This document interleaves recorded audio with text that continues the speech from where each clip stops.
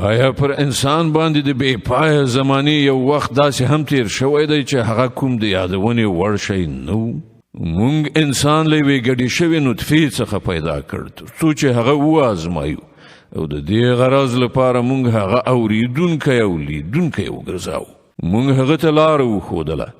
اوس په خپله د ده په ارادې پورې اړه لري چې شکر کوونکی کیږي او که کفر کوونکی. د کافرانو لپاره مونږ زنځیرونه، توقونه او لمبه وهونکی اور تیار کړی دی.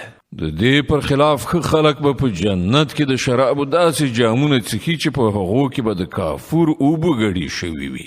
دا به یو بهیدونکي چې نه وي چې د هغې له اوبو څخه به د الله بندګان څښي او کوم لوري ته چې زړه وي په آسانۍ سره به یې هغې خواته بهوي.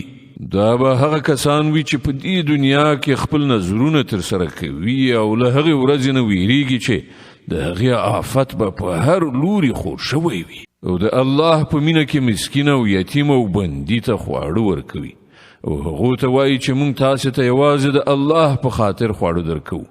مونږ له تاسې څخه نه څه بدله غواړو نه مننه.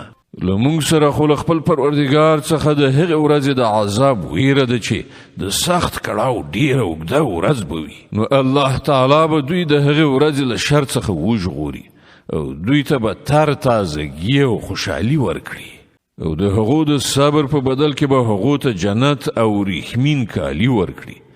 هلته به هغوی پر لوړو مسندونو باندې تکیه وهلي ناست وي. نه به د لمر ګرمي په تکلیف کړي او نه سخت ساړه. د جنت څانګې به پرې راټیټې شوې سیوري کوونکي وي او د هغه میوې به هر وخت د هغوی په اختیار کې وي چې څنګه غواړي ویش کوي.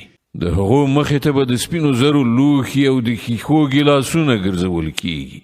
ښیښې هم هغه چې د سپینو زرو په ډول به وي او هغه به د جنت منتظمینو په سمه اندازه برابر ډکړي وي. په هغو به هلته د شرابو داسې جامونه وڅښل شي چې د هغه مزاج یعنې خوند او کیف زنجبیل به پکې ګډ شوی وي. دا به د جنت یوه چینه وي چې سلسبیل ورته ویل کیږي او د هغو د خدمت لپاره به داسې هلکان ګرځي راګرځي چې تل به په یوه حالت کې وي. که ته هغوی ووینې نو ګمان به وکړې چې ملغلرې دي چې خورې کړای شوي دي. هلته چې ته هرې خواته نظر واچوي سراسر نعمتونه او د یو لوی سلطنت رنګ رونق به دې تر سترګو شي.